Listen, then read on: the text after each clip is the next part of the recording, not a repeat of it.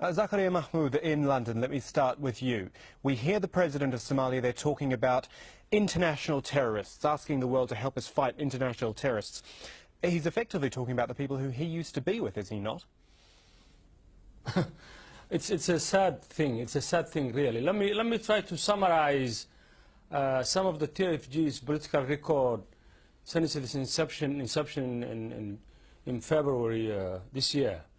First of all, they brought a new dimension of death, destruction, and displacement of tens of thousands of Somali people. They have literally franchised the national resources and sometimes a total sellout of the national resources and national sovereignty. For instance, they have signed an agreement with the Kenyan government giving away a large portion of our territorial waters, and they have also authorized to the Kenyan government to collect the taxes and the national revenue of Somalia. Thirdly, okay, go ahead. Thirdly, they are now saying the Ethiopians must come and reoccupy Somalia. They have given a free license to the Ugandan and Burundi contingency in Mogadishu to kill and maim and displace the Somali people. This is incomprehensible.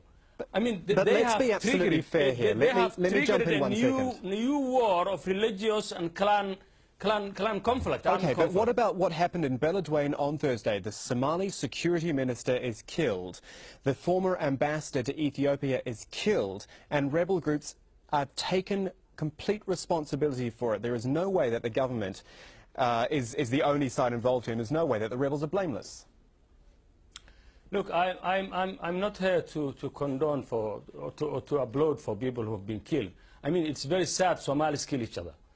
This is not the way I've been brought up. This is not the way Somalis want.